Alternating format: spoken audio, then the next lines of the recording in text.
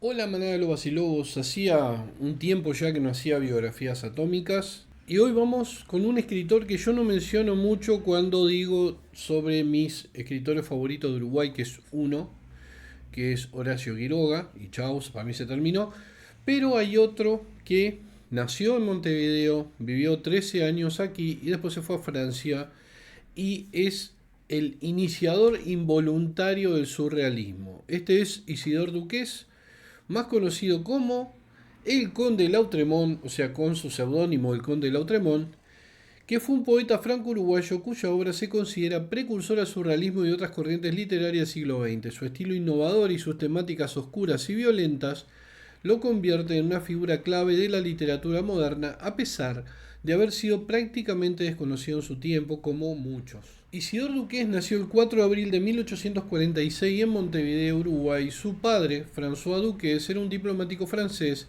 y su madre, Jacques Celestine d'Avezac, falleció. Ella era empleada de la embajada, según lo que recuerdo. El padre era un tipo que vivía de fiestas y jodas y bueno, después que él, cuando cumple 13 años, lo mandó a Francia, obviamente. Eso sacó arriba. Tras la muerte de su madre, Duque fue enviado a Francia a la edad de 13 años, donde recibió una estricta educación en un internado en Tarbes y más tarde en Po.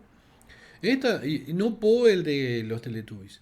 En estas instituciones comenzó a desarrollar un interés profundo por la literatura, aunque su vida estudiantil no fue particularmente destacada como la de el 99% de los grandes artistas.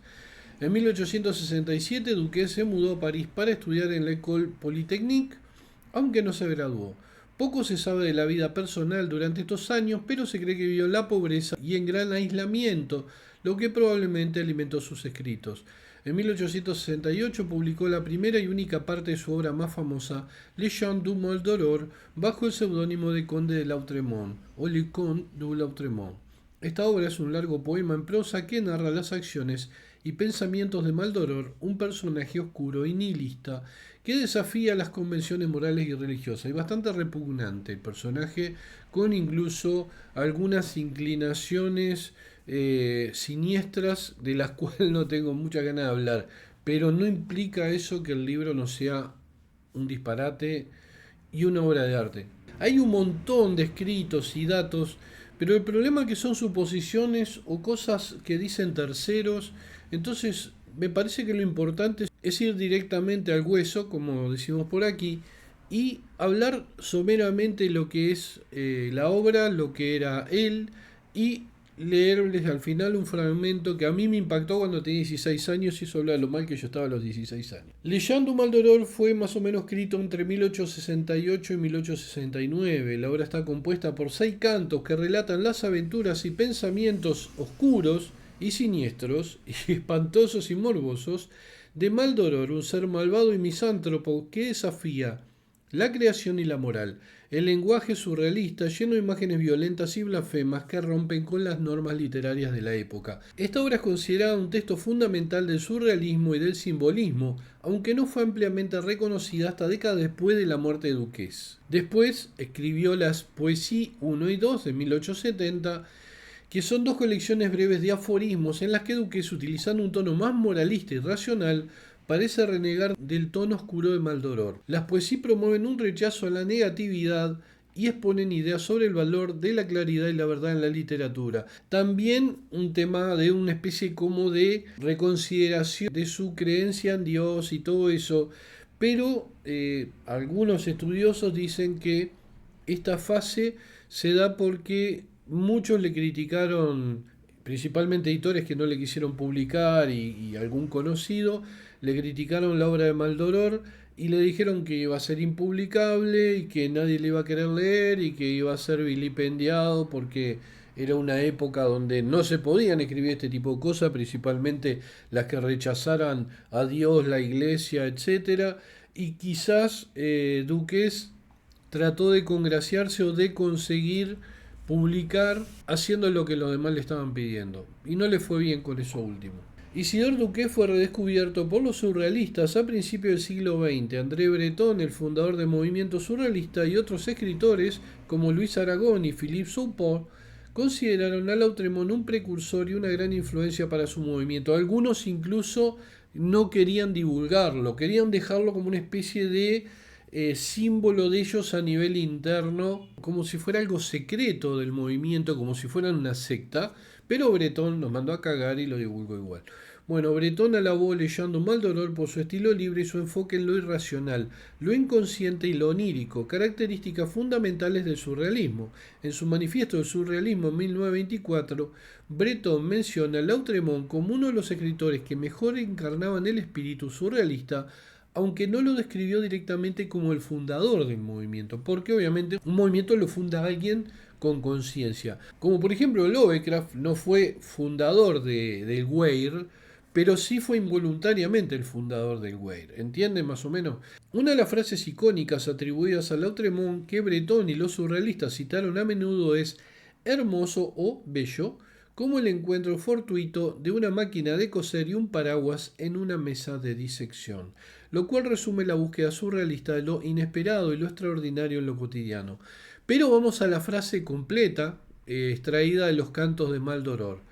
La frase completa es así: es bello como la retractilidad de las garras de las aves rapaces, o también como la incertidumbre de los movimientos musculares en las llagas de las partes blandas de la región cervical posterior, o mejor, como esa ratonera perpetua siempre estirada por el animal apresado, que puede cazar sola infinidad de roedores y funciona incluso escondida bajo la paja, y sobre todo como el encuentro fortuito en una mesa de disección de una máquina de coser y un paraguas. Al igual que Arthur Rimbaud, Duques es conocido por su talento precoz y su temprana desaparición del mundo literario.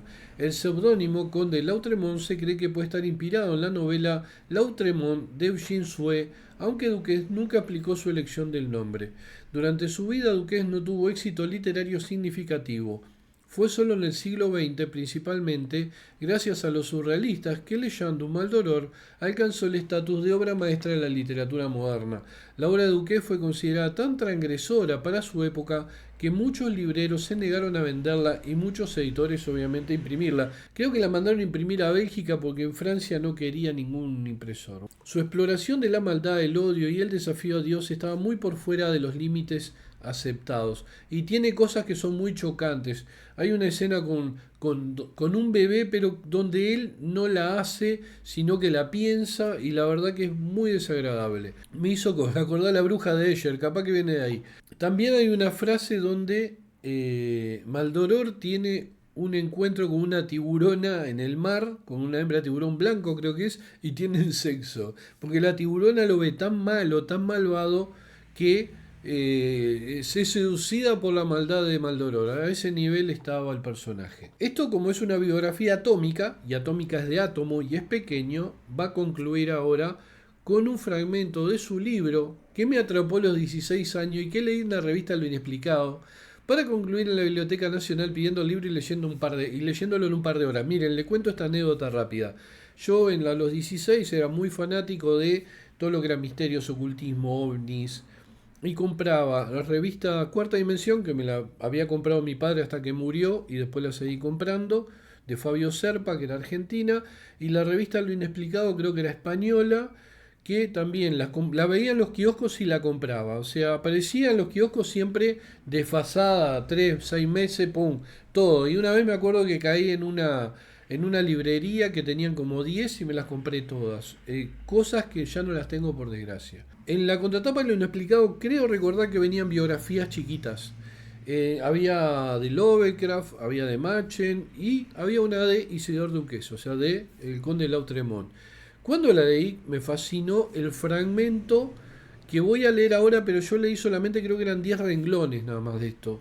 Entonces lo que fui, obviamente no, en esa época yo trabajaba y ya mi abuela no me daba, de la plata que estaba en el banco, de lo que me dejó mi padre, el seguro, de la venta de la casa y del auto de él, no me daba nada. O sea, es más, tenía que trabajar yo 10 12 horas con 16 años y darle la mitad del sueldo encima, y me pagaba la comida, porque si no tenía que comer lo que me hacía ella, no tenía ganas, de comida casera me tenía los huevos llenos. Entonces yo me compraba lo que podía. O sea, a veces podía comprarme el libro, a veces no. Y justamente este libro que no estaba en ningún lado, a pesar de que el escritor era uruguayo, lo encontré en la Biblioteca Nacional. Y en la biblioteca me dijeron que no era apto para menores de 18 años. Pero dentro de todo, la muchacha que estaba, la bibliotecóloga, me lo dio igual. Se ve que me vio cara de tipo razonable. Yo andaba de saco y corbata a los 16 porque trabajaba en una oficina de cadete y con un maletín. Y me dio el libro para leerlo en, no me acuerdo si era la sala Montevideo, que es una sala donde están los libros medio incunables. Y eso me lo dio para leer ahí. Y lo leí en 2 horas o tres. O sea, yo era una máquina de leer. Y me impactó muchísimo. En algunas cosas me desagradó y en otras no. Pero yo en esa época era muy fan de también del tema de las momias y lo morboso y yo qué sé, los entierros prematuros. Estaba en esa época. Estaba en la época de Poe que después me aburrió muchísimo. Por eso le digo que no me gusta mucho Poe. Pues me pudrió, me pudrió. Yo leía mucho de Edgar Allan Poe. Y me saturó con los entierros prematuros. Tanto el entierro prematuro del gato en el gato negro, más el entierro prematuro del entierro prematuro, más todos los, más el de Barrera de Montillado, más todos los entierros prematuros. Bueno, este es un fragmento de Los Cantos de Maldoror, el fragmento que a mí me impactó y me hizo ir a buscar el libro en la biblioteca y leerlo.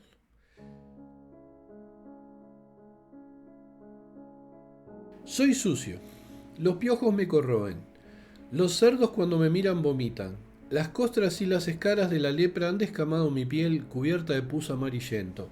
No conozco el agua de la lluvia ni el rocío de las nubes. En mi nuca, como en un estercolero, crece un enorme hongo de pedúnculos umbelíferos. Sentado en un mueble deforme, no he movido mis miembros desde hace 4 siglos.